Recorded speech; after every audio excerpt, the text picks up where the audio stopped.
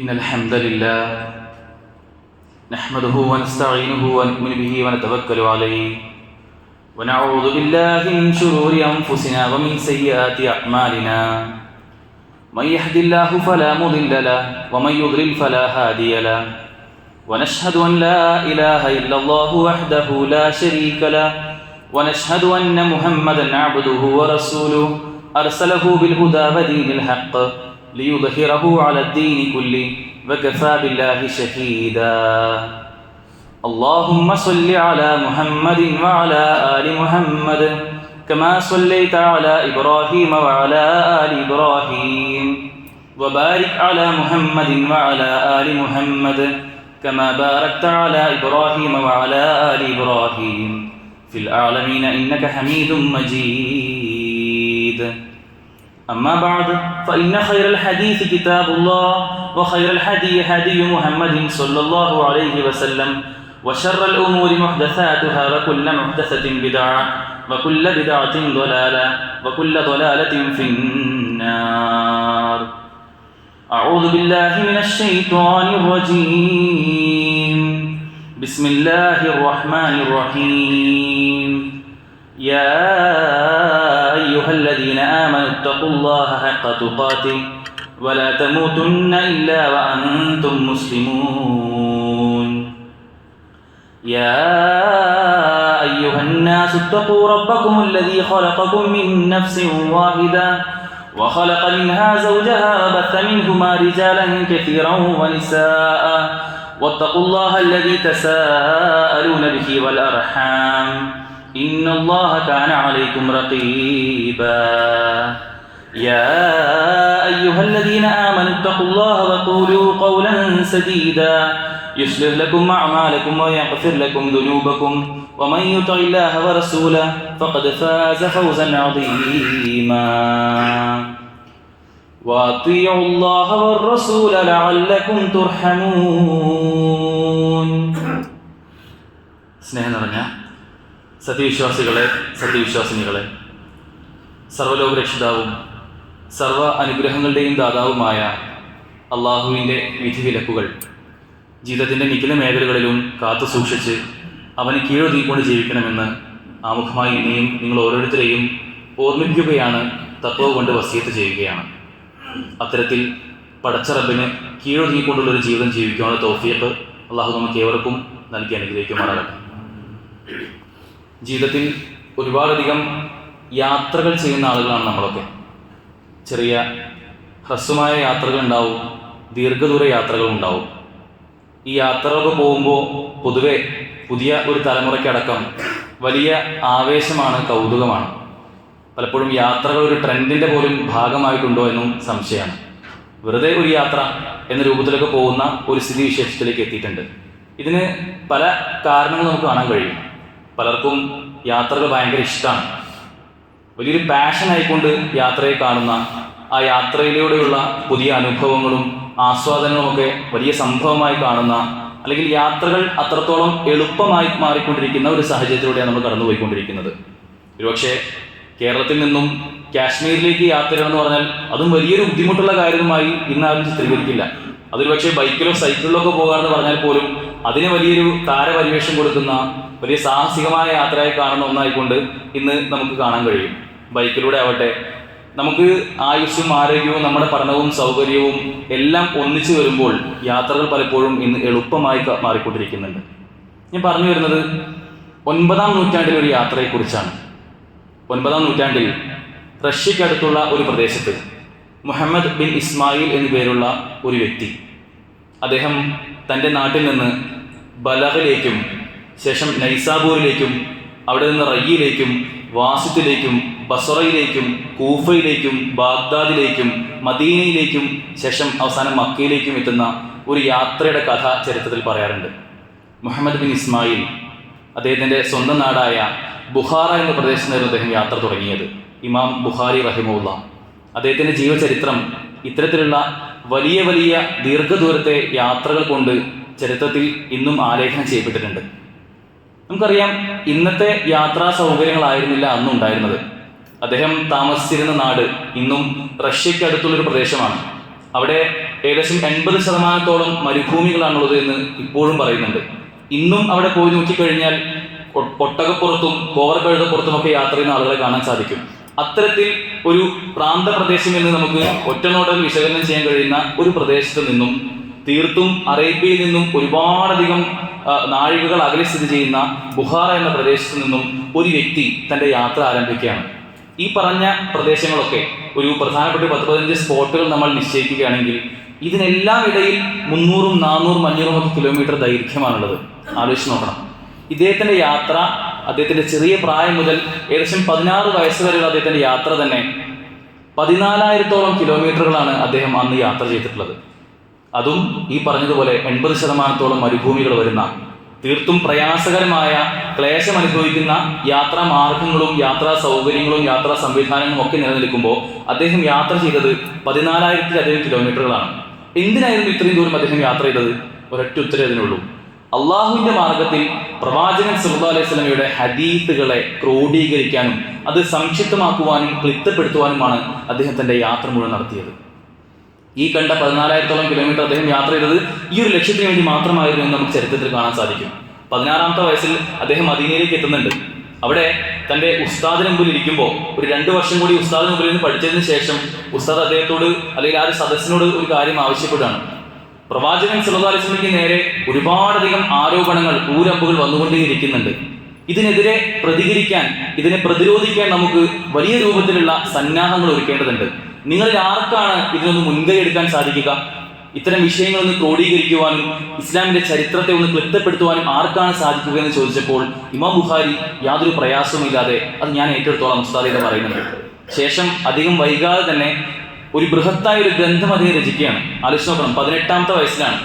ഒരു പ്രായപൂർത്തിയായി കുറച്ചൊരു ബുദ്ധിയും ചിന്തയ്ക്ക് ഇന്നു വന്നു എന്ന് പറയുന്ന ആ ഒരു പ്രായത്തിലാണ് അദ്ദേഹം ഒരു വലിയ താരീഖുൽ കബീർ എന്ന പേരുള്ള ഒരു ഗ്രന്ഥം അദ്ദേഹം രചിക്കുന്നത്. ആ ഗ്രന്ഥത്തിൽ 9,000-ലധികം ചരിത്രകാരന്മാർ, സ്വഹാബികളും താബികളും താബികളുമായിട്ടുള്ള ഒരുപാട് മുൻഗാമികളുടെ ചരിത്രം വളരെ കൃത്യമായി തന്നെ അവരുടെ സ്വഭാവവും പെരുമാറ്റവും ജനനവും മരണവും അവരുടെ ഇടപാടുകളും ഒക്കെ പ്രതിപാദിക്കുന്ന രൂപത്തിൽ 9,000-ഓളം മഹാന്മാരുടെ ജീവചരിത്രം അതിൽ പറയുന്നുണ്ട് എന്നുള്ളതാണ്. ആലോചിച്ച് നോക്കണം, 9,000 മഹാന്മാരെ ഈ ഓരോരുത്തരെ അദ്ദേഹം പഠിക്കുമ്പോഴും മനസ്സിലാക്കുമ്പോഴും അദ്ദേഹം രേഖപ്പെടുത്തുമ്പോഴും 2 റക്അത്ത് നമസ്കരിച്ചതിന് ശേഷമാണ് എഴുതാറുണ്ടായിരുന്നത്. എത്രത്തോളം നമസ്കരിക്കുമായിരുന്നു? ഒരു ഫർള് നമസ്കാരമൊന്നുമല്ല, സുന്നത്തായിക്കൊണ്ട് നമസ്കരിക്കുക. ഇങ്ങനെ തൻ്റെ ജീവിതത്തിലെ ത്യാഗപൂർണമായ സംഭവങ്ങൾ ഒരു 18 വയസ്സ് വരേക്കുള്ള പറയുമ്പോൾ പോലും 10-ാമത്തെ വയസ്സിന് മുമ്പ് അദ്ദേഹം ഖുർആൻ മനഃപ്പാഠമാക്കിയിട്ടുണ്ട്. ഇങ്ങനെ തുടങ്ങി ഇസ്ലാമിക ചരിത്രത്തിന് വേണ്ടി, പ്രവാചകൻ സല്ലല്ലാഹു അലൈഹി വസല്ലം ഹദീസുകൾക്ക് വേണ്ടി തൻ്റെ ജീവിതം തന്നെ ഒഴിഞ്ഞു വെച്ച വ്യക്തിയായിരുന്നു ഇമാം ബുഖാരി റഹിമഹുല്ലാഹ്. അദ്ദേഹത്തിൻ്റെ യാത്രകൾ ഒരു വലിയ പ്രബന്ധ വിഷയമാണ്. നമുക്ക് ഒരുപാട് ആഴത്തിൽ പഠിക്കാനുള്ള വലിയ വിഷയമാണ്. നേരത്തെ പറഞ്ഞതുപോലെ അറേബ്യയിലായിരുന്നില്ല അദ്ദേഹം ജനിച്ചത്. അറേബ്യയിൽ നിന്ന് ഒരുപാടധികം ദൂരമുള്ള റഷ്യയുടെ ഒരു ഭാഗത്തായിരുന്നു അദ്ദേഹം ജനിച്ചത്. സ്വാഭാവികമായിട്ടും അറബികളല്ലാത്ത ഉപ്പയുടെയും ഉമ്മയുടെയും മകനായിരുന്നു ഇമാം ബുഖാരി. ശേഷം അറബി ഭാഷ പഠിച്ച് മനസ്സിലാക്കുകയായിരുന്നു. നമ്മൾ ആലോചിച്ച് നോക്കണം, നമുക്കിപ്പോഴും ഖുർആനും ഹദീസൊക്കെ പഠിക്കണമെന്ന് പറയുമ്പോൾ എനിക്ക് അറബി അറിയില്ലല്ലോ എന്നുള്ളൊരു ഉത്തരവാണ് മറുപടി പറയാനുള്ളത്. അറബി അറിയില്ലെങ്കിൽ അത് പഠിക്കണമെന്ന് സ്വന്തം ജീവിതം കൊണ്ട് കാണിച്ചു തന്ന, അത് വളരെ പെട്ടെന്ന് തന്നെ പഠിച്ച് മനസ്സിലാക്കി ബാക്കി ഗ്രന്ഥങ്ങളിലേക്ക് ആഴത്തിലിറങ്ങാൻ അവർക്കൊക്കെ കഴിഞ്ഞിട്ടുണ്ട് എന്നുള്ളതാണ്. അവർക്ക് പഠിക്കാനൊന്നും ഒരു തടസ്സമായിരുന്നില്ല.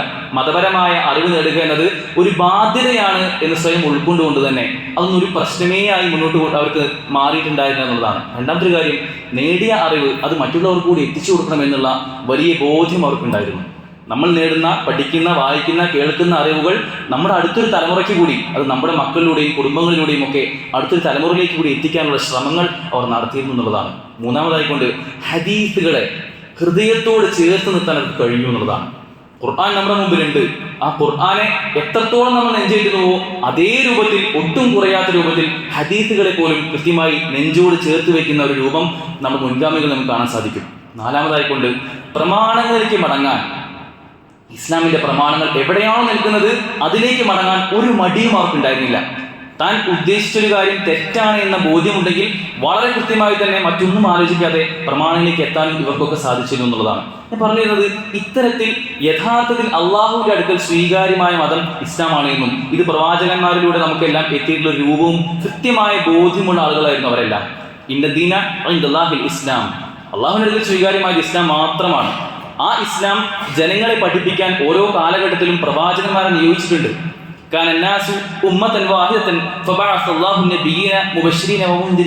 മുബശ്ശിറുകളായിക്കൊണ്ടും മുൻദിറുകളായിക്കൊണ്ടും നിങ്ങൾക്ക് നേർമാർഗം കാണിച്ചു തരാൻ വേണ്ടി പ്രവാചകന്മാരെ എല്ലാ ഉമ്മത്തുകളിലും അള്ളാഹു നിയോഗിച്ചിട്ടുണ്ടെന്നുള്ളതാണ്. ഭിന്നതയുള്ള വിഷയങ്ങളിൽ സ്വാഭാവികമായിട്ടും ഒരു സമൂഹം മുന്നോട്ട് പോകുമ്പോൾ പല വിഷയത്തിലും എതിർപ്പുകൾ ഉണ്ടാവും, ദുർവ്യാഖ്യാനങ്ങൾ ഉണ്ടാവും, ഭിന്നതകൾ ഉണ്ടാവും. അവിടെ യഥാർത്ഥ വിധികൾ കൽപ്പിക്കുവാനും പഠിപ്പിച്ച് മനസ്സിലാക്കുവാനും വേദഗ്രന്ഥങ്ങളും അള്ളാഹു നൽകിയിട്ടുണ്ട്.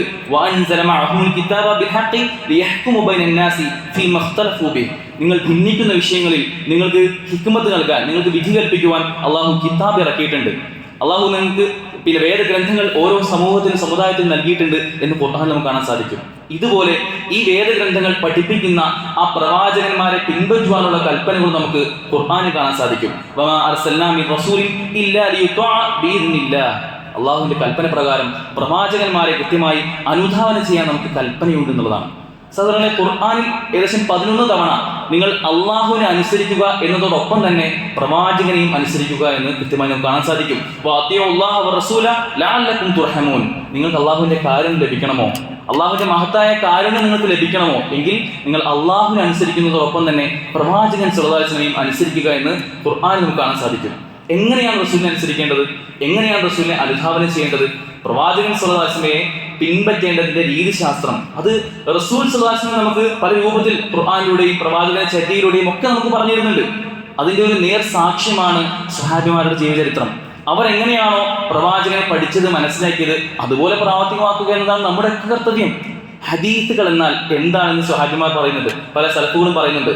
മിൻ ഖൗലിൻ ഔ ഫിഅലിൻ ഔ തഖരീരിൻ ഔ സിഫത്തിൻ ഖൽഖിയത്തിൻ ഔ ഖുലുഖിയ.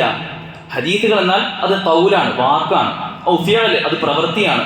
ഔ തഖരീർ അത് അംഗീകാരമാണ്, ഒരുപക്ഷെ മൗനാനുവാദങ്ങളാണ്. ഔ സിഫത്തിൻ ഖൽഖിയത്തിൻ ഔ ഖുലുഖിയ സൃഷ്ടിപരവും സ്വഭാവപരവുമായ പ്രവാചകന്റെ വിശേഷണങ്ങളാണ്. ഇതെല്ലാമാണ് ഹദീസുകൾ.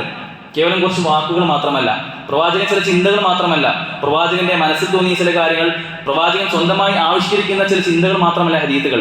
അതിനപ്പുറം ഹദീസുകളായി എന്തെല്ലാം വന്നിട്ടുണ്ടോ, നുബുവത്തിന് ശേഷം പ്രവാചകൻ സല്ലല്ലാഹു അലൈഹി വസല്ലമയ്ക്ക് എന്തെല്ലാം എത്തിയിട്ടുണ്ടോ അതെല്ലാം വഹീന്റെ അടിസ്ഥാനത്തിലാണ് നമ്മൾ മനസ്സിലാക്കേണ്ടതുണ്ട്. ഖുർആനിൽ തന്നെ കാണാൻ സാധിക്കും, അലാ ഇന്നി ഊതിതുൽ കിതാബ വമിസ്ലഹു മഅഹു. എനിക്ക് പ്രവാചകൻ പറയാണ്, എനിക്ക് ഖുർആനും അതോടൊപ്പം അതുപോലുള്ളതും അതുപോലുള്ളതും നൽകപ്പെട്ടിരിക്കുന്നു എന്നുള്ളതാണ്. ഖുർആനിനെ പോലെ തന്നെയുള്ള മറ്റൊന്നാണ് പ്രവാചകന്റെ ഹദീസ്, പ്രവാചകന്റെ ചര്യകൾ. ഇതും പ്രവാചകൻ സല്ലല്ലാഹു നമുക്ക് പറഞ്ഞിരുന്ന കാര്യമാണ്. ഖുർആൻ നമുക്ക് കാണാൻ സാധിക്കും, വമാ യൻതിഖു അനിൽ ഹവാ ഇൻ ഹുവ ഇല്ലാ വഹ്യു യൂഹാ. പ്രവാചകൻ സല്ലല്ലാഹു അലൈഹി വസല്ലം ഈ രൂപത്തിലുള്ള പ്രവാചകന്റെ കൽപ്പനകളാവട്ടെ, വാക്കുകളാവട്ടെ, മൗനാനുവാദങ്ങളാവട്ടെ, ഇതെല്ലാം നമുക്ക് കൃത്യമായ ഒരു മാർഗരേഖയാണ് എന്നാണ് ഖുർആൻ പഠിപ്പിക്കുന്നത്. ഇനി ഈ ഹദീസുകൾ നമ്മൾ ഈ രൂപത്തിൽ തന്നെ പ്രവാചകന്മാരിലൂടെ പഠിച്ച കാര്യങ്ങൾ, നമുക്കുള്ള പ്രവാചകൻ സല്ലല്ലാഹു അലൈഹി വസല്ലം ഏറ്റവും അന്ത്യപ്രവാചകനായിട്ടുള്ള മുഹമ്മദ് സല്ലല്ലാഹു അലൈഹി വസല്ലം പ്രവാചകന്റെ കൽപ്പനകൾ ധിക്കരിച്ചു കഴിഞ്ഞാൽ, ഈ രൂപത്തിൽ ഹദീസുകളെ കൃത്യമായ പ്രാധാന്യം കൊടുത്ത് മനസ്സിലാക്കാതിരുന്നു കഴിഞ്ഞാൽ അതിനുള്ള ശിക്ഷയുണ്ടായിരിക്കുമെന്നും ഖുർആൻ നമുക്ക് പഠിപ്പിക്കുന്നുണ്ട്. സഹോദരങ്ങളെ, ഖുർആൻ എന്ന ഗ്രന്ഥം ഇന്ന് നമുക്ക് മുമ്പിലുണ്ട്. എന്നാൽ ഹദീസുകൾ ഇത് പൂർവ്വസൂരികളായ സൂക്ഷ്മാലുക്കളായ ഒരുപാട് പണ്ഡിതന്മാരിലൂടെ അതിന്റെ നെല്ലും പതിരുമെല്ലാം വേർതിരിച്ചുകൊണ്ട് ഇന്നും ഹദീസുകൾ നമ്മുടെ മുമ്പിലുണ്ട്. പലപ്പോഴും ഹദീസുകളെ കാണുമ്പോൾ മറ്റൊരു സമീപനം സ്വീകരിക്കുന്ന ഒരു രൂപം നമുക്ക് കാണാൻ കഴിയും. അതിപ്പോ ഹദീസല്ലേ? ഖുർആൻ നമ്മുടെ മുമ്പിലുണ്ട്. ഖുർആൻ ഒരു ആയത്ത് പറയാതെ ഇന്ന സൂറത്തിൽ ഇന്ന ആയത്താന്ന് പറയുമ്പോൾ അത് ഉൾക്കൊള്ളാനുള്ള ഒരു ശ്രദ്ധയ്ക്ക് എല്ലാവർക്കും ഉണ്ടാവും. പക്ഷെ ഹദീസുകളുടെ വിഷയം വരുമ്പോൾ അതിപ്പോ ഹദീസല്ലേ എന്ന് പറയുന്ന ഒരു സമീപനം ഇത് അത്യന്തം അപകടകരമാണ്. ചരിത്രത്തിൽ കാണാൻ കഴിയും, ഖലീഫ ഹാറൂൺ റഷീദ് റഹിമഹുള്ളയുടെ കാലത്ത് ഒരു വ്യക്തി, അദ്ദേഹം നിരീശ്വരവാദിയായിരുന്നു. അദ്ദേഹത്തിന് ഇസ്ലാമിൽ യാതൊരു വിശ്വാസവും ഉണ്ടായിരുന്നില്ല. അദ്ദേഹം ഇത്തരത്തിൽ ഇസ്ലാമിനെതിരെയുള്ള പ്രവാചകനെതിരെ ഒരുപാട് ദുരാരോപണങ്ങൾ ഉന്നയിക്കുകയും ഇസ്ലാമിനെ ദുർവ്യാഖ്യാനിക്കുകയും പല പ്രമാണങ്ങളും ദുർവ്യാഖ്യാനിക്കുകയും ചെയ്യുന്ന ഒരു സാഹചര്യം ഉണ്ടാവുകയാണ്. ഇദ്ദേഹം ആണിത് ചെയ്തതെന്ന് കണ്ടെത്തിയപ്പോൾ ഈ നിരീശ്വരവാദിയായ വ്യക്തിയെ വധശിക്ഷയ്ക്ക് വിധിക്കുകയാണ്. അന്നത്തെ ഇസ്ലാമിക ഭരണകൂടം വധശിക്ഷയ്ക്ക് വിധിക്കുകയും അങ്ങനെ ഈ അഹങ്കാരിയായ വ്യക്തി വധശിക്ഷയ്ക്ക് വേണ്ടി അദ്ദേഹത്തെ നിർത്തിയപ്പോൾ പോലും അവിടെ നട്ടഹസിച്ചുകൊണ്ട് പറയാണ്, എന്നെ വധിച്ചിട്ട് എന്ത് കാര്യം? ഞാൻ ഉണ്ടാക്കി വിട്ട 1000-ലധികം കള്ളപ്രചാരണങ്ങൾ, തെറ്റായ കാര്യങ്ങൾ ഇന്നും സമൂഹത്തിൽ പ്രചരിച്ചുകൊണ്ടേയിരിക്കുകയാണ്. അതുകൊണ്ട് എന്നെ വധിച്ചിട്ടൊന്നും ഒരു കാര്യവും ഉണ്ടാവില്ല എന്ന് ഖലീഫയുടെ മുത്തോയ്ക്ക് പറയാണ്. ഇപ്പോൾ ഖലീഫ ഹാറൂൺ റഷീദ് വെച്ച് പറയുന്നുണ്ട്, അള്ളാഹുവിന്റെ ശത്രുവെ അബൂ ഇസ്ഹാഖുൽ ഫസാരി, അബ്ദുല്ലാഹി ഇബ്നു മുബാറക് എന്ന പണ്ഡിതന്മാരെ കുറിച്ച് നിനക്ക് എന്തറിയാം? അവർ അതെല്ലാം കണ്ടെത്തി ഓരോ അക്ഷരവും വേർതിരിച്ചെടുത്തു കഴിഞ്ഞു എന്ന് അദ്ദേഹത്തോട് പറയുന്നുണ്ട്. എത്ര തന്നെ ഇസ്ലാമിനെതിരെയുള്ള ആരോപണങ്ങൾ വന്നാലും ഇസ്ലാമിക പണ്ഡിതന്മാർ അവർ ആ ആരോപണങ്ങളുടെ എല്ലാം നെല്ലും പതിനും വേർതിരിച്ചുകൊണ്ട് ഇസ്ലാമിക പ്രമാണങ്ങളിലേക്ക് ഒരു വിഷയത്തെ പോലും അടുപ്പിക്കാത്ത രൂപത്തിൽ പ്രമാണങ്ങളെ ഏറ്റവും സേഫാക്കി ഭദ്രമാക്കി നമുക്ക് എത്തിച്ചിട്ടുണ്ട് എന്ന യാഥാർത്ഥ്യം തിരിച്ചറിയണം. ഇമാം ബുഖാരി റഹിമുല്ല, ഇമാം മുസ്ലിം റഹിമുല്ല, ഇമാം ബുഖാരിയുടെയും മുസ്ലിമിന്റെയൊക്കെ ഹദീത്തുകൾ പലപ്പോഴും അതിപ്പോൾ ബുഖാരിയിലല്ലേ എന്ന് പറയുന്ന സമീപത്തിലേക്ക് മാറുന്നുണ്ടെങ്കിൽ ഇമാം ബുഖാരിയെ കുറിച്ച് നമ്മൾ കൂടുതൽ മനസ്സിലാക്കിയിട്ടില്ല എന്നുള്ളതാണ്. പലപ്പോഴും ഈ വിമർശിക്കുന്ന ആളുകൾ ഇമാം ബുഖാരി രചിച്ച ബുഖാരിയിലെ എല്ലാ ഹദീത്തുകളും ഒരിക്കൽ പോലും നേരിട്ട് കണ്ടിട്ടില്ലാത്ത, കണ്ടാൽ അത് വായിക്കാൻ പോലും അറിയാത്ത ആളുകളാണ് പലപ്പോഴും പല മുറി ക്ലിപ്പുകളും ചില ലേഖനങ്ങളും കേട്ട് വരിക. അതിപ്പോൾ ഹദീത്തല്ലേ, അത് ബുഖാരിയിലല്ലേ, ബുഖാരി ഒരു മനുഷ്യനല്ലേ, അദ്ദേഹത്തിന് തെറ്റുപറ്റാലോ എന്നൊക്കെ പറഞ്ഞ ന്യായങ്ങൾ ഉന്നയിക്കുന്നത് ആലോചിച്ച് നോക്കണം. ഇസ്ലാമിക പ്രമാണങ്ങളിൽ ഖുർആനിനോളം തന്നെ സ്ഥാനങ്ങൾ ഹദീസിനുമുണ്ട് എന്ന യാഥാർത്ഥ്യം നമ്മൾ തിരിച്ചറിയണം. കാരണം അത്തരം പണ്ഡിതന്മാരൊക്കെ ഈ ഹദീസുകൾ ക്രോഡീകരിക്കാൻ വേണ്ടി ശ്രമിച്ച അവരുടെ സേവനങ്ങളും ത്യാഗങ്ങളും ഒക്കെ തീർത്തും മാതൃകാപരമാണ്. അവരുടെ വ്യക്തി ജീവിതത്തിൽ പോലും അവർ പുലർത്തിയുന്ന സൂക്ഷ്മത. ഇമാം ബുഖാരി ഒരിക്കൽ അദ്ദേഹം ഒരു യാത്ര ചെയ്യുന്നുണ്ട്, ഒരു കപ്പൽ യാത്ര അദ്ദേഹം ചെയ്യാണ്. ഈ യാത്ര ചെയ്യുന്ന സമയത്ത് അദ്ദേഹത്തിന്റെ കൂടെയുള്ള ഒരുപാട് ആളുകൾ, അദ്ദേഹം ഒരു സഹയാത്രികനോട് പറഞ്ഞു, എൻ്റെ കയ്യിൽ ഇത്ര സ്വർണ്ണ നാണയങ്ങളുണ്ട് എന്ന് പതിയെ ഷെയർ ചെയ്തു. കുറച്ച് കഴിഞ്ഞപ്പോൾ ഈ സഹയാത്രികൻ പോയി ഒരു ആരോപണം ഉന്നയിക്കുകയാണ്, എൻ്റെ സ്വർണ്ണ നാണയങ്ങൾ കാണാനില്ല എന്ന് മൊത്തത്തിൽ വിളിച്ചു പറയുകയാണ്. എല്ലാവരും അവിടെ കൂടിയിട്ട് ആളുകളൊക്കെ സ്വർണ്ണ നാണയമാണല്ലോ കാണാനില്ലാത്തത്, ഇതെങ്ങനെയും തെരഞ്ഞു കണ്ടുപിടിക്കണം, കള്ളൻ ഈ കപ്പലിൽ തന്നെ ഉണ്ടാവും എന്ന നിലയ്ക്ക് എല്ലാവരെയും പരിശോധിക്കുകയാണ്. തൻ്റെ ആ കപ്പലിൽ ഉണ്ടായിരുന്ന എല്ലാവരെയും പരിശോധിക്കുകയാണ്. അങ്ങനെ പരിശോധന വന്ന് ഇമാം ബുഖാരിയിലേക്കും എത്തി. ഇമാം ബുഖാരിയുടെ കയ്യിൽ സ്വർണ്ണ നാണയം ഉണ്ടായിരുന്നു. എന്നാൽ അദ്ദേഹത്തെ മുഴുവൻ പരിശോധിച്ചപ്പോൾ ഒരു നാണയവും അദ്ദേഹത്തിന് കിട്ടിയില്ല. അങ്ങനെ ആ രംഗം മൊത്തം ശാന്തമാവുകയാണ്. എവിടെ നിന്നും സ്വർണ്ണ നാണയം കിട്ടിയിട്ടില്ല. അങ്ങനെ ഈ രംഗം ശാന്തമായി എല്ലാവരും അടങ്ങിയപ്പോൾ ഈ സഹയാത്രികനായ വ്യക്തി ഇമാം ബുഖാരിയുടെ അടുക്കൽ നിന്ന് ചോദിച്ചു, താങ്കളുടെ അടുക്കൽ സ്വർണ്ണ നാണയം ഉണ്ടായിരുന്നില്ലേ, അത് എന്ത് ചെയ്തു എന്ന് ചോദിച്ചു. ഇമാം ബുഖാരി പറഞ്ഞു, ഞാനത് കടലിലേക്ക് എറിഞ്ഞു. എൻ്റെ കയ്യിൽ ഉണ്ടായിരുന്ന 1000 സ്വർണ്ണ നാണയങ്ങൾ ഞാൻ കടലിലേക്ക് എറിഞ്ഞു. കാരണം എൻ്റെ സത്യസന്ധതയെക്കുറിച്ച് ഒരു ആരോപണം ഉന്നയിക്കുക എന്നത് ഞാൻ അത്രയധികം പേടിക്കുന്നുണ്ട്. എനിക്ക് ഈ 1000 സ്വർണ്ണ നാണയം അല്ല വലുത്, എൻ്റെ സത്യസന്ധതയെ കുറിച്ച് ഒരു ആരോപണം വന്നാൽ അതാണ് എനിക്ക് ഏറ്റവും പ്രയാസം ഉണ്ടാക്കുന്നത് എന്ന് പറയുന്ന രൂപത്തിലേക്ക് അത്രത്തോളം സൂക്ഷ്മത പാലിച്ച പണ്ഡിതന്മാർ, അവർ ഹദീസുകളുടെ വിഷയത്തിലൊക്കെ പുലർത്തിയ ഒരുപാടധികം സൂക്ഷ്മതകൾ എന്നും മാതൃകാപരമാണ്. അവരനുഭവിച്ച പരീക്ഷണങ്ങളും ത്യാഗങ്ങളും പരിഹാസങ്ങളും കുത്തുവാക്കുകളും ഒക്കെ ഇന്ന് നമ്മൾ ആരും അനുഭവിക്കുന്നില്ല. ആലോചിച്ചോക്കണം, ഇമാം ബുഖാരി റഹിമഹുല്ല അദ്ദേഹത്തിന്റെ ഈ കിതാബ് ഏറ്റവും കൃത്യമായ രൂപത്തിൽ അത് സംക്ഷിപ്തമാക്കാൻ അനുഭവിച്ച പ്രയാസങ്ങൾ, അവർ അനുഭവിച്ചത് ആ കിതാബുകളെ, ആ ഗ്രന്ഥങ്ങളെ സംരക്ഷിക്കാൻ വേണ്ടി അനുഭവിച്ച ത്യാഗങ്ങൾ ഇന്ന് നമ്മൾ അനുഭവിക്കുന്നില്ല. നമ്മൾ ഇന്ന് ചെയ്യേണ്ട കാര്യം ആ കിതാബുകളെ നമ്മൾ പ്രതിരോധിക്കുക എന്നുള്ളതാണ്. ഇസ്ലാമിനെ മൊത്തത്തിൽ പ്രതിരോധിക്കുന്നതിനപ്പുറം ഇമാം ബുഖാരി രചിച്ച കിതാബുകൾക്ക് എതിരെയുള്ള പല ആരോപണങ്ങളെ പ്രതിരോധിക്കുക എന്ന ചെറിയ ഉത്തരവാദിത്തം മാത്രമേ നമുക്കുള്ളൂ. ആ പറയപ്പെട്ട കാര്യങ്ങൾ അത് പ്രമാണമാണെന്ന് മനസ്സിലാക്കിക്കൊണ്ട് അതനുസരിച്ച് ജീവിതം മുന്നോട്ട് കൊണ്ടുപോവുക. ഷെയ്ഖുൽ ഇസ്ലാം ഇബ്നു തൈമിയ്യ റഹിമഹുല്ലാഹ് പറയുന്നുണ്ട്, ഖുർആൻ കഴിഞ്ഞാൽ സ്വഹീഹുൽ ബുഖാരി, മുസ്ലിം എന്നിവയേക്കാൾ മികച്ചൊരു ഗ്രന്ഥം ഈ ആകാശത്തിന് താഴെയുണ്ട് എന്നെനിക്ക് തോന്നുന്നില്ല എന്നാണ്. സഹോദരങ്ങളെ, അത്രമേൽ ഹദീസുകളെ, ഇമാം ബുഖാരിയുടെയും മുസ്ലിമിന്റെയും ഒക്കെ ഇത്തരം ഗ്രന്ഥങ്ങളെ പണ്ഡിതന്മാർ അത്തരത്തിൽ നമുക്ക് മാതൃകയായി കാണിച്ചു തരുമ്പോൾ ഹദീസുകളെ തൻ്റെ ബുദ്ധിയുടെ, തൻ്റെ ഇഷ്ടത്തെ, തൻ്റെ യുക്തി പ്രകാരം വ്യാഖ്യാനിക്കുവാൻ ഇസ്ലാമിൽ യാതൊരു അടിസ്ഥാനവുമില്ല എന്നുള്ളതാണ്. ഹദീസുകൾ അത് പ്രമാണമായി സ്വഹീഹായി സനദോടുകൂടി എന്തെല്ലാം വന്നിട്ടുണ്ടോ അത് നമ്മൾ സ്വീകരിക്കാനുള്ളതാണ്. അതിൽ പിന്നെ അതിപ്പോൾ എന്തുകൊണ്ടായിരിക്കും അങ്ങനെ പറഞ്ഞത്, എന്നാലും ഇന്നത്തെ കാലത്തെ ശാസ്ത്രത്തിന് ഒത്തുനോക്കുമ്പോൾ പിന്നെ യോജിച്ചു പോകുന്നില്ലല്ലോ എന്നിങ്ങനെ സ്വന്തം ബുദ്ധി ഇങ്ങനെ ചിന്തിച്ച് അക്കലാനീയത്ത് പല രൂപത്തിൽ നമ്മൾ ഒരിക്കലും മാറാൻ പാടില്ല. അക്കലാനീയത്തിനെ പണ്ഡിതന്മാർ പറയുന്നത് ഇത് അക്കലാനീയത്ത് എന്ന് പറയാൻ പാടില്ല. അവർ ബുദ്ധിയുടെ ആളുകളല്ല, അവർ മന്ദബുദ്ധിയുടെ ആളുകളാണെന്ന് പണ്ഡിതന്മാർ പറയുന്നുണ്ട്. അവരെ വിശേഷിപ്പിക്കേണ്ടത് അഹ്ലുൽ അഹ്വാ എന്നാണ്. സ്വന്തം ഹവയുടെ ആളുകളായിക്കൊണ്ടാണ് അവർ വിശേഷിപ്പിക്കേണ്ടത് എന്ന് സലഫുകൾ പറയുന്നുണ്ട്. അത്തരത്തിലുള്ള ആളുകളായിക്കൊണ്ട് നമ്മൾ മാറാൻ പാടില്ല എന്നുള്ളതാണ്.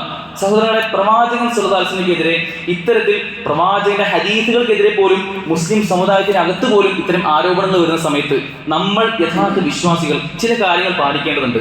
ഒന്നാമതായിക്കൊണ്ട് പ്രവാചകൻ സല്ലല്ലാഹു അലൈഹി വസല്ലമയെ പൂർണ്ണമായും വിശ്വസിക്കുക എന്നുള്ളതാണ്. ഒരു ഹദീസായി പ്രവാചകനിൽ നിന്ന് വന്നു എന്ന് നമ്മൾ കേട്ടിട്ടുണ്ടോ അത് നമ്മൾ വിശ്വസിക്കുക എന്ന് നമ്മുടെ ബാധ്യതയായിട്ട് മനസ്സിലാക്കുക. അതിന് യാതൊരു മുൻവിധിയും ഉണ്ടാകാൻ പാടില്ല.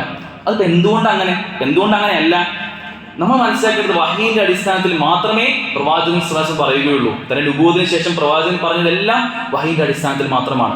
ആ ചിന്തയുള്ള ഒരു വ്യക്തിക്ക് ഒരിക്കലും തന്റെ ബുദ്ധി കൊണ്ട് അത് ആലോചിക്കേണ്ട ആവശ്യം ഉണ്ടാവില്ല. പ്രവാചകന്റെ മോജിസുകളാവട്ടെ, പ്രവാചകന് ലഭിച്ച ചന്ദ്രൻ പിറന്ന സംഭവം, അതുപോലെ തന്നെ ഇസ്രാവും മിഅ്റാജും, ഒട്ടകം പ്രവാചകൻ സ്വലാസം സംസാരിച്ച സംഭവം, മരം സംസാരിച്ചത്, ഈന്തപ്പന തണലിട്ട് കൊടുത്ത സംഭവം, ഇങ്ങനെ പല രൂപത്തിൽ ആലോചിച്ച് നോക്കുകയും എന്തുകൊണ്ട് ഇപ്പം അങ്ങനെ, അതിപ്പോൾ എങ്ങനെ നടക്കുന്നത്, എന്താ അങ്ങനെ എന്ന് ചോദിക്കാൻ പലപ്പോഴും നമുക്ക് തോന്നും. ആ ചിന്ത, ആ ബുദ്ധി കൊണ്ട് ആലോചിക്കുക എന്നത് അത് അത്തലാനിയത്താണ് എന്ന് പണ്ഡിതന്മാർ പറയുന്നുണ്ട്. അത്തരത്തിൽ മനുഷ്യ ബുദ്ധിയുടെ ലിമിറ്റിൽ നിന്നുകൊണ്ട് ചിന്തിക്കാനാണ് നമുക്കൊക്കെ കൽപ്പനയുള്ളത്. നമ്മളോട് ചിന്തിക്കാൻ ഖുർആൻ പറയുന്നുണ്ട്. ഒട്ടകത്തെ പറ്റി ആലോചിക്കൂ, ആകാശത്തെ കുറിച്ച് ചിന്തിച്ചു നോക്കൂ, ഭൂമിയെ പറ്റി ആലോചിച്ച് നോക്കൂ എന്നൊക്കെ ഖുർആൻ പറയുന്നുണ്ട്. പക്ഷേ മനുഷ്യന്റെ പരിധിയിൽ നിന്നുകൊണ്ട്, മനുഷ്യന്റെ ബുദ്ധിയുടെ പരിധിയിൽ നിന്നുകൊണ്ട് മാത്രമായിരിക്കണം നമ്മുടെ ചിന്ത പോകേണ്ടത്. അല്ലാതെ ഇസ്ലാം എന്തുകൊണ്ടാണ് അങ്ങനെ എന്ന രൂപത്തിലേക്ക് ചിന്ത, അത് നമ്മളെ വലിയ അപകടത്തിലേക്ക് കൊണ്ടെത്തിക്കുമെന്ന് ചിന്തിക്കേണ്ടതുണ്ട്. രണ്ടാമതായിക്കൊണ്ട് വിശ്വസിച്ച ശേഷം ഈമാനുള്ള മുഅ്മിനീങ്ങൾക്ക് ആ വിശ്വാസത്തിൽ യാതൊരു സംശയമോ ഒരു നിഷേധമോ പാടില്ല എന്നുള്ളതാണ്. ഇസ്രാ മിഅ്റാജ് യാത്ര നമുക്കറിയാം. ഒരിക്കൽ അബൂബക്കർ റളിയല്ലാഹു അൻഹു ഒരു ദിവസം രാവിലെ ഈ വാർത്ത കേൾക്കുകയാണ്. പ്രവാചകൻ സ്വല്ലല്ലാഹു അലൈഹി വസല്ലം ഒരു രാത്രി കൊണ്ട് മക്കയിലെ മസ്ജിദുൽ ഹറമിൽ നിന്ന് ഫലസ്തീനിലെ ബൈത്തുൽ മുഖദ്ദസിലേക്കും ശേഷം അവിടെ 7 ആകാശങ്ങൾ കടന്ന് സ്വർഗ്ഗ നരകങ്ങൾ കണ്ട് തിരിച്ച് മക്കയിലേക്ക് എത്തി എന്നുള്ള വാർത്ത നമുക്കറിയാം. അന്നും ഇന്നും മക്കയിൽ നിന്ന് ഫലസ്തീനിലേക്കുള്ള യാത്ര അത് 1 മാസത്തെ വഴിദൂരാണ്. 1 മാസം നടന്നെങ്കിലേ മക്കയിൽ നിന്ന് ഫലസ്തീനിലേക്ക് എത്തൂ. ആ യാത്ര ഒരു രാത്രി കൊണ്ട് പോയി എന്നും ശേഷം അവിടെ 7 ആകാശവും കടന്ന് സ്വർഗവും നരകവും കണ്ട് പ്രവാചകൻ മക്കയിലേക്ക് എത്തി എന്നുമുള്ള വാർത്ത അങ്ങനെ പ്രചരിക്കുകയാണ്. ശത്രുഘ്നെ പറയാൻ തുടങ്ങി അന്ന് രാവിലെ, പ്രവാചകൻ ഒരു സാഹിറാണ് എന്ന്, ഒരു മജ്നൂനാണ് എന്ന് ഇപ്പോഴെങ്കിലും ബോധ്യപ്പെട്ടില്ലേ, പ്രവാചകൻ ഒരു ഭ്രാന്തനാണെന്ന്, ഒരു ജാലവിദ്യക്കാരാണ് എന്ന് ഇപ്പോഴെങ്കിലും ബോധ്യപ്പെട്ടില്ലേ എന്നിങ്ങനെ പ്രചരിപ്പിച്ചുകൊണ്ടേ ഇരിക്കുകയാണ്. ഈ ഒരു വാർത്തയാണ് അബൂബക്കർ റളിയല്ലാഹു എത്തുന്നത്. ഇത് കേട്ടപ്പോൾ അദ്ദേഹം എന്താ പറഞ്ഞത്? ഇത് പ്രവാചകൻ സ്വല്ലല്ലാഹു പറഞ്ഞതാണോ, പ്രവാചകൻ ഇത് പറഞ്ഞിട്ടുണ്ടോ എന്ന് ചോദിച്ചപ്പോൾ അദ്ദേഹം ഉത്തരം കിട്ടി, ഇന്നി ലഉസ്വദ്ദിഖഹു, തീർച്ചയായും ഞാൻ ഇത് വിശ്വസിച്ചിരിക്കുന്നു. പ്രവാചകൻ ഇത് പറഞ്ഞിട്ടുണ്ടെങ്കിൽ മറ്റൊന്നും എനിക്ക് വിഷയമല്ല. പ്രവാചകൻ ഇങ്ങനെ കാര്യങ്ങൾ പോയി കണ്ടു എന്നൊക്കെ പറഞ്ഞിട്ടുണ്ടോ, അത് ഞാൻ വിശ്വസിച്ചിരിക്കുന്നു, സത്യസന്ധപ്പെടുത്തിയിരിക്കുന്നു എന്ന് പറഞ്ഞപ്പോഴാണ് അദ്ദേഹത്തിന് സിദ്ദീഖ് എന്നുള്ള പേര് കിട്ടിയത്. ആലോചിക്കണം, അത്രയുള്ള സ്വഹാബിമാർക്കൊക്കെ അവരാണ് നമ്മുടെ മാതൃക. പിന്നെ ഒരു ഹദീസിൽ കണ്ടാൽ അത് ഇന്നത്തെ ശാസ്ത്രത്തിന് ഇത് യോജിച്ചു പോവോ, അല്ലെങ്കിൽ പുതിയ കാലത്തെ ഇന്നത്തെ ഒരു ആനുകാലികമായ സാഹചര്യം നോക്കുമ്പോൾ കാലികമായി ഹദീസിനെ കാണാൻ പറ്റുമോ, ഇന്നത്തെ ആധുനിക ശാസ്ത്രം പറഞ്ഞ് ഇങ്ങനെയൊന്നും അല്ലല്ലോ എന്നൊക്കെ ചിന്തിക്കുന്ന തലത്തിലേക്ക് പോകാൻ, അത് വിശ്വസിക്കാതിരിക്കാൻ, അത് യുക്തിക്ക് യോജിക്കാത്തതാണ് പറയാൻ, അത് അസംഭവ്യമാണെന്ന് പറയാൻ ഒരിക്കലും വിശ്വാസികൾക്ക് പാടില്ല എന്നതാണ്. കാരണം ഇതെല്ലാം വഹ്യിന്റെ അടിസ്ഥാനത്തിലാണ്. വമൻ യുശാഖിഖില്ലാഹ വറസൂലഹു ഫഇന്നല്ലാഹ ശദീദുൽ ഇഖാബ്. അള്ളാഹുവിന്റെ ഈ മതത്തിന്റെ വിഷയത്തിൽ നിങ്ങൾ അള്ളാഹുവിനെയും റസൂലിനെയും മത്സരിച്ച് ചേരിതിരിഞ്ഞ് അവർക്കെതിരെ പ്രവർത്തിച്ചാൽ ഫഇന്നല്ലാഹ ശദീദുൽ ഇഖാബ്, കഠിനമായ ശിക്ഷയുണ്ടായിരിക്കും എന്നുള്ളതാണ്. മൂന്നാമതായിട്ട് നമ്മൾ മനസ്സിലാക്കേണ്ടത്, പ്രവാചകൻ സ്വല്ലല്ലാഹു അലൈഹി വസല്ലമയെ സ്നേഹിക്കേണ്ടത് പ്രവാചകനെ ഇത്തിബാ ചെയ്തുകൊണ്ടാണ്. പ്രവാചകനോടുള്ള സ്നേഹം പ്രകടമാക്കേണ്ടതിന്റെ ഏറ്റവും പ്രധാനപ്പെട്ട രൂപം എന്നുള്ളത് അത് ഇത്തിബാണ്. അള്ളാഹുവിനോടുള്ള ഇഷ്ടം നമുക്ക് ലഭിക്കണമെങ്കിൽ, അള്ളാഹുവിന്റെ സാമീപ്യം നമുക്ക് ലഭിക്കണമെങ്കിൽ പ്രവാചകനെയും ആ രൂപത്തിൽ ഇത്തിബാ ചെയ്യാൻ, അനുധാവനം ചെയ്യാൻ നമുക്ക് സാധിക്കേണ്ടതുണ്ട്. ഖുർആനിൽ നേരത്തെ പറഞ്ഞതുപോലെ 11 വിധ സ്ഥലങ്ങളിലാണ് അത്തിയുല്ലാഹ വ അത്തിയുർ റസൂൽ, അള്ളാഹുവിനെ നിങ്ങൾ അനുസരിക്കുക, പ്രവാചകനെയും അനുസരിക്കുക എന്ന് പറഞ്ഞിട്ടുള്ളത്. ഈ രൂപത്തിൽ ആത്മാർത്ഥമായി പ്രവാചകന്റെ കൽപ്പനകളെ എങ്ങനെയാണോ നമുക്ക് പ്രമാണങ്ങളുടെ അടിസ്ഥാനത്തിൽ സനദോടുകൂടിയുള്ള സ്വഹീഹായ ഹദീസുകളിൽ വന്നത് അത് അതുപോലെ തന്നെ ഉൾക്കൊള്ളാൻ, അത് താടിയുടെ വിഷയത്തിലാവട്ടെ, വസ്ത്രത്തിന്റെ വിഷയത്തിലാവട്ടെ, താടി ഇന്നത്തെ കാലത്തൊക്കെ താടികൾ വളർത്തിയിട്ട് പിന്നെ ആണുങ്ങളുടെ വസ്ത്രം നിര്യാണിക്ക് മുകളിൽ ധരിക്കണമെന്ന കൽപ്പന, എന്താ നിര്യാണിന്റെ മുകളിൽ അത് താഴെ പോയതിന്റെ പ്രശ്നം എന്നൊക്കെ ചിന്തിക്കുന്ന തരത്തിലേക്ക് മാറിക്കഴിഞ്ഞാൽ അത് അത്യന്തം അപകടമാണ്. പ്രവാചകന്റെ ഒരു കൽപ്പന നമുക്കുണ്ടോ അത് പൂർണ്ണമായും അനുസരിക്കുക. താടി വളർത്തുക എന്നത് പ്രബലമായ സുന്നത്താണ്. നിര്യാണിക്ക് താഴെ പോകരുത് എന്നൊരു കൽപ്പനയാണ്. അത്തരം കാര്യങ്ങളെ സ്ത്രീകളുടെ വിഷയത്തിലാവട്ടെ, അവരുടെ വസ്ത്രധാരണം, മുഖവും മുൻകൈയും ഒഴികെ ബാക്കി എല്ലാം മറക്കണം. അതിപ്പോ കല്യാണത്തിന് വേറൊരു വസ്ത്രം, പിന്നെ പള്ളിയിലേക്ക് വരുമ്പോൾ വേറൊരു വസ്ത്രം എന്ന രൂപത്തിലാണെങ്കിൽ പ്രവാചകന്റെ കൽപ്പനയോടുള്ള ധിക്കാരമാണ് അവിടെ കാണുന്നത്. ആ രൂപത്തിൽ ഒരിക്കലും നമ്മൾ പാടില്ല. നമ്മുടെ പെരുമാറ്റവും ഇടപെടലും സ്വഭാവവും എല്ലാം പ്രവാചകൻ സ്വല്ലല്ലാഹു കൽപ്പിച്ച ആ രൂപത്തിൽ തന്നെ മുന്നോട്ട് പോകുവാനും, ആ രൂപത്തിൽ കൽപ്പിച്ച കാര്യങ്ങൾ ചെയ്യുമ്പോൾ ഒരു അഭിമാനബോധം മനസ്സുണ്ടാവുന്ന യഥാർത്ഥ മുഅ്മിനീങ്ങൾ നമ്മൾ ഉൾപ്പെടേണ്ടതുണ്ട്.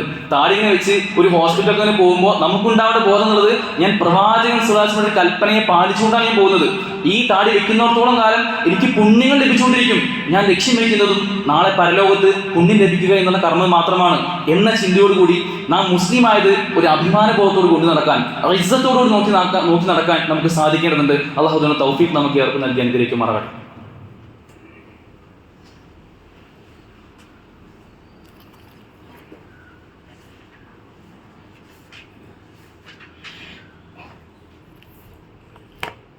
അൽഹംദുലില്ലാഹ് വസ്സലാത്തു വസ്സലാമു അലാ റസൂലില്ലാഹ് വഅലാ ആലിഹി വസഹ്ബിഹി അജ്മഈൻ അമ്മാ ബഅദ്.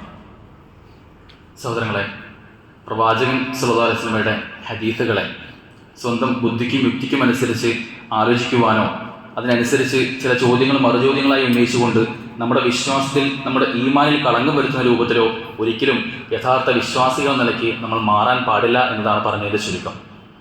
ഒരുപക്ഷെ നമ്മുടെ വേണ്ടപ്പെട്ട ചില ആളുകൾ ഹോസ്പിറ്റലാണ് നാം സങ്കല്പിച്ച് നോക്കുക. നമ്മുടെ ഭാര്യയോ മക്കളോ ഉമ്മയോ ഉപ്പയോ ഒരു ആശുപത്രിയിലേക്ക് പോകുമ്പോൾ, അല്ലെങ്കിൽ അത്തരമൊരു ഹോസ്പിറ്റൽ കേസിൽ അഡ്മിറ്റായി ICUയിലാണ് സങ്കല്പിച്ച് നോക്കുക.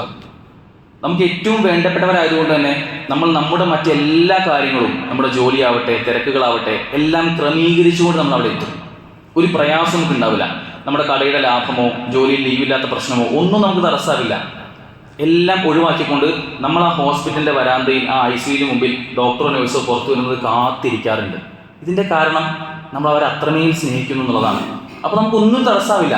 രാത്രിയിൽ AC റൂമിൽ കിടന്നുറങ്ങുന്ന, നല്ല പതുപതുപ്പുള്ള മെത്തയിൽ കിടന്നുറങ്ങുന്ന നമ്മൾ അന്ന് ചെറിയ പായ കിട്ടിയാൽ, ഈ പായ പോലും ഇല്ലെങ്കിൽ പോലും വളരെ സന്തോഷത്തോടു കൂടി അവിടെ കിടക്കും. കാരണം നമുക്ക് വലുത് അവിടെയുള്ള കിടത്തമല്ല. നമ്മുടെ വേണ്ടപ്പെട്ട ആളുകൾ ഹോസ്പിറ്റലിൽ ഉണ്ടാകുമ്പോൾ അവരുടെ ആരോഗ്യമായിരുന്നു നമുക്ക് വലുത്. ഇവരെ നമ്മൾ അത്രത്തോളം സ്നേഹിക്കുന്നു എന്നുള്ളതാണ് അവരെ അത്രമേൽ സ്നേഹിക്കാൻ, അത്രമേൽ നമ്മുടെ എല്ലാ കാര്യങ്ങളും ത്യാഗം അനുഭവിക്കാൻ നമ്മെ പ്രേരിപ്പിക്കുന്നത്. യഥാർത്ഥം നമ്മൾ ആലോചിക്കുക, ഇത്തരത്തിൽ നമ്മളെ സ്നേഹിക്കുന്ന, നമ്മൾ അങ്ങോട്ട് സ്നേഹിക്കുന്ന ആളുകൾക്ക് വേണ്ടി ഇത്രയധികം ത്യാഗങ്ങൾ നമ്മൾ ചെയ്യുമെങ്കിൽ നാം ഏറ്റവും അധികം സ്നേഹിക്കേണ്ട അള്ളാഹുവിൻ്റെ കൽപ്പനകളെ, അള്ളാഹുവിനെ കഴിഞ്ഞാൽ നാം ഏറ്റവും അധികം സ്നേഹിക്കേണ്ട പ്രവാചകൻ സ്വല്ലല്ലാഹു കൽപ്പനകളെ, നമ്മുടെ സ്വന്തത്തെക്കാളേറെ സ്നേഹിക്കണമെന്ന് കൽപ്പനയുള്ള ആ റസൂലിൻ്റെ കൽപ്പനകളെ എത്രമേൽ നമ്മൾ ഹൃദയത്തോട് ചേർക്കുന്നുണ്ട്.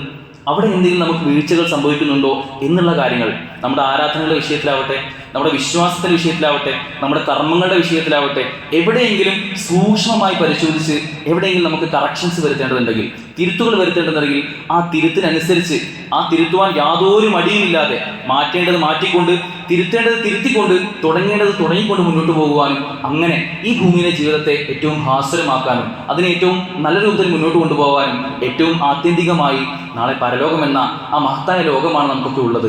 മരണശേഷം പോയി കഴിഞ്ഞാൽ നാം ഒറ്റയ്ക്കാണ്. ഈ ഒരു നിമിഷം മരണം വന്നു കഴിഞ്ഞാൽ നേരെ ഖബറിലേക്ക് എടുത്തു വെക്കേണ്ട ആളുകളാണ് ഞാൻ നിങ്ങളൊക്കെ എന്ന ബോധ്യം നമുക്ക് ഉണ്ടാവണം. അത്തരത്തിൽ പരലോകത്തെ മുന്നിൽ കണ്ടുകൊണ്ട് അള്ളാഹുവിൻ്റെയും റസൂലിൻ്റെയും കൽപ്പനകളെ പൂർണ്ണമായും ആത്മാർത്ഥമായി ഉൾക്കൊണ്ട് അതനുസരിച്ച് ജീവിതത്തെ മുന്നോട്ട് കൊണ്ടുപോകാൻ നമുക്കൊക്കെ സാധിക്കണം. അതിനുള്ള തൗഫീഖ് അള്ളാഹു നമുക്ക് ഏവർക്കും നൽകി അനുഗ്രഹിക്കുമാറാകട്ടെ. നമ്മൾ സംഭവിച്ചു പോയിട്ടുള്ള എല്ലാ തെറ്റുകുറ്റങ്ങളും അള്ളാഹു പുറത്ത് മാപ്പാക്കി തരുമാറാകട്ടെ. നമ്മൾ മരണപ്പെട്ടു പോയ നമ്മുടെ മുൻഗാമികൾ, നമ്മുടെ ഉമ്മമാർ ഉപ്പമാർ, അവരുടെ എല്ലാം ഖബറിടം അള്ളാഹു വിശാലമാക്കി കൊടുത്ത് അവരെയും നമ്മയും അവരുടെ ജന്നാത്തുൽ ഫിർദൗസിൽ ഒരുമിച്ച് കൂട്ടി അനുഗ്രഹിക്കുമാറാകട്ടെ. اللهم اغفر للمؤمنين والمؤمنات والمسلمين والمسلمات والأحياء منهم والأموات. اللهم أعز الإسلام والمسلمين وأذل الشرك والمشركين. اللهم انصر إخواننا المجاهدين في فلسطين. اللهم انصر إخواننا المجاهدين في فلسطين. اللهم انصر إخواننا المجاهدين في فلسطين. اللهم اجرنا من النار. اللهم اجرنا من النار. اللهم اجرنا من النار. ربنا آتنا في الدنيا حسنة وفي الآخرة حسنة وقنا عذاب النار. ربنا تقبل منا إنك أنت السميع العليم وتب علينا إنك أنت التواب الرحيم واغفر لنا يا غافر المذنبين والحمد لله رب العالمين.